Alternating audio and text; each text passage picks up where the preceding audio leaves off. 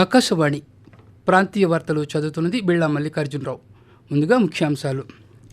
భారతదేశ సాంస్కృతిక వారసత్వానికి ప్రతీక సంస్కృత భాష అని భారత ఉపరాష్ట్రపతి జగదీప్ ధన్ఖర్ అభివర్ణించారు.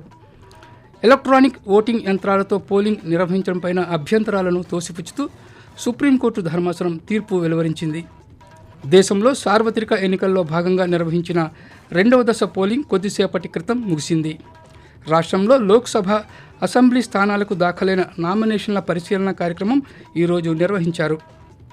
విశాఖలో ఆంధ్ర విశ్వవిద్యాలయం 99వ వ్యవస్థాపక దినోత్సవ వేడుకలు ఈరోజు ఘనంగా జరిగాయి. ఇక వార్తల వివరాలు. భారతదేశ మేధో సాంస్కృతిక వారసత్వానికి దోహదపడే భాష సంస్కృతమని భారత ఉపరాష్ట్రపతి జగదీప్ ధన్ఖర్ అన్నారు. సంస్కృతం శక్తివంతమైన, చైతన్యవంతమైన భాషగా ఆయన అభివర్ణించారు. తిరుపతిలోని జాతీయ సంస్కృత విశ్వవిద్యాలయం 3వ స్నాతకోత్సవానికి ముఖ్య అతిథిగా ఈరోజు ఉపరాష్ట్రపతి హాజరయ్యారు. ఈ సందర్భంగా 67 మందికి బంగారు పతకాలు, 47 మందికి పీహెచ్డీలు, 580 మంది విద్యార్థులకు పట్టాలను అందజేశారు. అనంతరం విద్యార్థులను ఉద్దేశించి మాట్లాడుతూ సమకాలీన సవాళ్లను పరిష్కరించడానికి సంస్కృతం అందించే జ్ఞానాన్ని ఉపయోగించుకోవాలని సూచించారు. సంస్కృత భాష విద్యార్థుల్లో సృజనాత్మకతతో పాటు ఉత్సుకతను సైతం పెంపొందిస్తుందని ఉపరాష్ట్రపతి పేర్కొంటూ, I commend each of you for your dedication, hard work and scholarly pursuit of Sanskrit knowledge. पूरी दुनिया में संस्कृत भाषा का आपको दूत बनना है. संविधान ने भारतीय भाषाई विविधता और इसकी गौरवशाली इतिहास को समझा है. कोई दुनिया का देश भारत जैसा नहीं है जहां इतनी भाषाओं का सौभाग्य हमको प्राप्त. भारतीय संविधान में 22 भाषाओं को मान्यता दी गई है. संस्कृत, तमिल, तेलुगु, कन्नड़, मलयालम, उड़िया जैसी प्राचीन भाषाओं को एक नया दर्जा दिया गया है. क्लासिकल लैंग्वेज का दर्जा दिया गया है. ఎలక్ట్రానిక్ ఓటింగ్ యంత్రాలు ఈవీఎంలలో పోలైన ఓట్లను వీవీప్యాట్ స్లిప్పులతో 100% సరిపోల్చడం కుదరదని అత్యున్నత న్యాయస్థానం ఈరోజు తీర్పు వెలువరించింది. ఈ మేరకు ప్రతిపక్షాలు దాఖలు చేసిన పిటిషన్లను తిరస్కరించింది.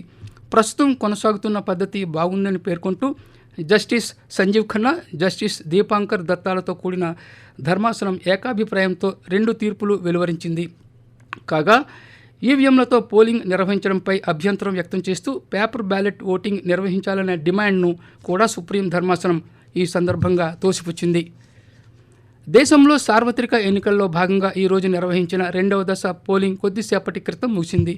12 రాష్ట్రాలతో పాటు కేంద్రపాలిత ప్రాంతమైన జమ్మూ మరియు కాశ్మీర్లో ఉన్న 88 పార్లమెంటరీ నియోజకవర్గాల పోలింగ్ ఈ ఉదయం 7 గంటలకు ఆరంభమైంది.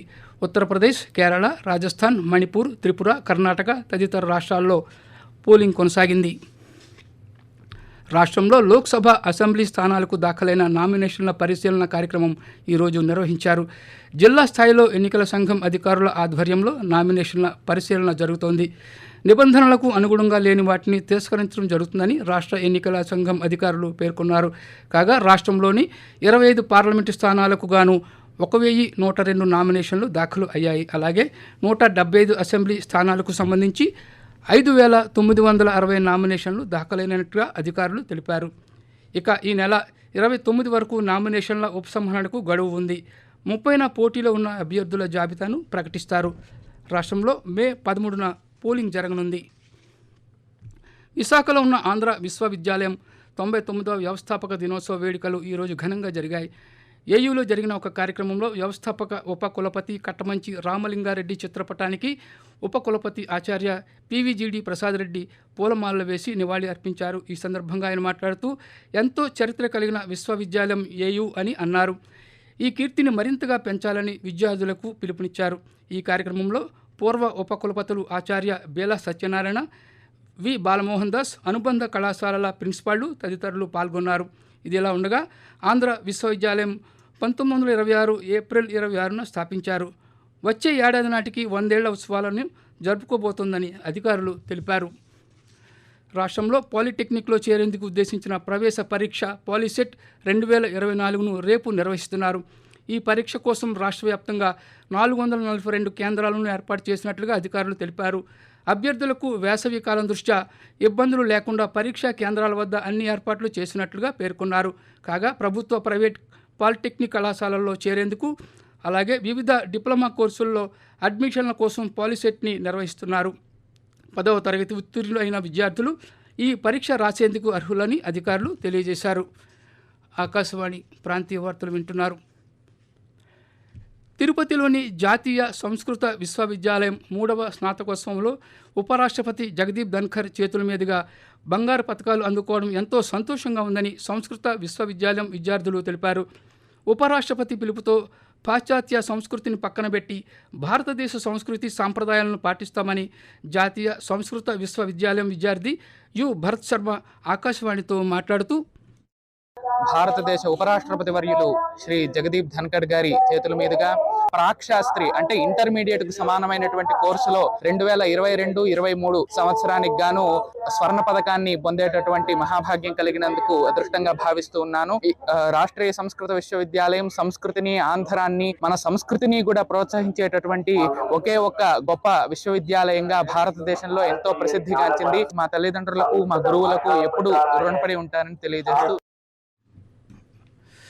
సార్వత్రిక ఎన్నికలకు సంబంధించి శ్రీకాకుళం జిల్లాకు నియమితులైన వ్యయ పరిశీలకులు కోమల్జిత్ మీనా, శ్రవణ్ కుమార్, నవీన్ కుమార్ సోని ఈరోజు కలెక్టరేట్లోని జిల్లా ఎన్నికల నియంత్రణ కేంద్రాన్ని పరిశీలించారు. ఈ సందర్భంగా జిల్లా ఎన్నికల కంట్రోల్ రూమ్ ఇన్ఛార్జ్, జిల్లా పంచాయతీ అధికారి వెంకటేశ్వర్లు సిబ్బంది నిర్వర్తిస్తున్న విధులను గురించి పరిశీలకులకు వివరించారు. కంట్రోల్ రూమ్తో పాటు జిల్లా సీజర్ స్క్రీనింగ్ కమిటీ ద్వారా పట్టుబడిన నగదు, ఆభరణాలకు సంబంధించిన ఆధారాలు సమర్పించిన అనంతరం అప్పగించడం జరుగుతోందని తెలిపారు. పార్వతీపురం మన్యం జిల్లాలోని అరకు పార్లమెంటరీ నియోజకవర్గం పోలీసు విభాగం పరిశీలకులుగా నయీం ముస్తఫా మన్సూరిను ఎన్నికల సంఘం నియమించింది. అలాగే సమన్వయ అధికారిగా జిల్లా మార్కెటింగ్ శాఖ అధికారి ఎల్ అశోక్ కుమార్ వ్యవహరిస్తున్నారు. ఎన్నికల్లో శాంతి భద్రతకు సంబంధించి అంశాలపై ఎప్పటికప్పుడు సమాచారంతో పాటు ఫిర్యాదులను వారికి సమర్పించవచ్చని జిల్లా కలెక్టర్, జిల్లా ఎన్నికల అధికారి నిశాంత్ కుమార్ ఒక ప్రకటనలో తెలిపారు. ప్రతి శుక్రవారం డ్రైడే పాటించినట్లయితే జ్వరాలు, వ్యాధులు ప్రబలకుండా అదుపులో ఉంచగలమని పార్వతీపురం మన్యం జిల్లా మలేరియా అధికారి డాక్టర్ టి జగన్మోహన్ రావు ప్రజలకు సూచించారు. జిల్లాలోని కొమరాడ మండలం అర్తం గ్రామంలో ఫ్రైడే డ్రైడే కార్యక్రమాన్ని ఆయన ఈరోజు పరిశీలించారు. ఇంటి పరిసరాల్లో నీటి నిల్వలు ఉండరాదని అన్నారు. తద్వారా దోమలు వృద్ధి చెందితే మలేరియా, డెంగ్యూ తదితర జ్వరాలకు కారణమవుతాయని ఆయన హెచ్చరించారు. జిల్లాలో సార్వత్రిక ఎన్నికలను ప్రశాంతంగా నిర్వహించేందుకు అన్ని చర్యలు చేపట్టినట్లు శ్రీ సత్యసాయి జిల్లా పోలీస్ సూపరింటెండెంట్ ఎస్వి మాధవరెడ్డి తెలిపారు. ధర్మవరం సబ్ డివిజన్లోని సమస్యాత్మకమైన పోలింగ్ కేంద్రాలను ఆయన పరిశీలించారు.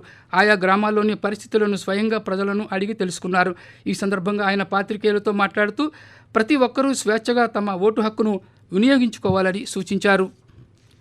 ఆంధ్రప్రదేశ్ యానాంలలో దిగువ ట్రోపో ఆవరణంలో దక్షిణ లేదా నైరుతి దిశలో గాలులు వీస్తున్నాయని, దీని ప్రభావంతో రాగల 3 రోజుల్లో ఉత్తర కోస్తా జిల్లాల్లోని కొన్ని చోట్ల తేలికపాటి నుంచి ఒక మోస్తరు వానలు కురిసే అవకాశం ఉందని అమరావతిలోని భారత వాతావరణ కేంద్రం తెలిపింది. అలాగే దక్షిణ కోస్తా, రాయలసీమ జిల్లాల్లో వాతావరణం పొడిగా ఉండే అవకాశం ఉందని, వడగాలులు 1 లేదా 2 చోట్ల వీచే అవకాశం ఉందని వివరించింది.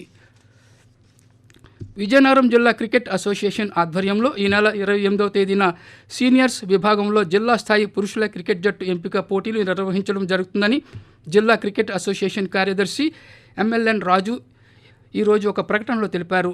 ఎంపిక పోటీలకు హాజరయ్యే క్రీడాకారులు వారి ఒరిజినల్ ఆధార్, జన్మదిన ధృవపత్రాలు తీసుకుని హాజరు కావాలన్నారు. కాగా ఈ నెల 30న అండర్-19 బాలుర క్రికెట్ ఎంపిక పోటీలు నిర్వహించడం జరుగుతుందని ఎంఎల్ఎన్ రాజు తెలిపారు. రాష్ట్రంలో సామాజిక పెన్షన్లను లబ్ధిదారులకు మే 1వ తేదీన ఇళ్ల వద్దనే పంపిణీ చేసేలా చర్యలు చేపట్టాలని సిపిఐ రాష్ట్ర కార్యదర్శి కె రామకృష్ణ కోరారు. విజయవాడలో ఈరోజు ఆయన పాత్రికేయులతో మాట్లాడుతూ రాష్ట్రంలో ఎండల తీవ్రత ఎక్కువగా ఉందని, అలాగే వడగాల్పులు వీస్తున్నాయని, అందుచేత ఇళ్ల వద్దనే పెన్షన్ల పంపిణీ కార్యక్రమం చేపట్టాలన్నారు. ఆకాశవాణి ప్రాంతీయ వార్తలు ముగించే ముందు ముఖ్యాంశాలు మరోసారి. భారతదేశ సాంస్కృతిక వారసత్వానికి ప్రతీక సంస్కృత భాష అని భారత ఉపరాష్ట్రపతి జగదీప్ ధన్ఖర్ అభివర్ణించారు. ఎలక్ట్రానిక్ ఓటింగ్ యంత్రాలతో పోలింగ్ నిర్వహించడంపై అభ్యంతరాలను తోసిపుచ్చుతూ సుప్రీంకోర్టు ధర్మాసనం తీర్పు వెలువరించింది. దేశంలో సార్వత్రిక ఎన్నికల్లో భాగంగా నిర్వహించిన 2వ దశ పోలింగ్ కొద్దిసేపటి క్రితం ముగిసింది. ఆకాశవాణి ప్రాంతీయ వార్తలు ఇంతటితో సమాప్తం.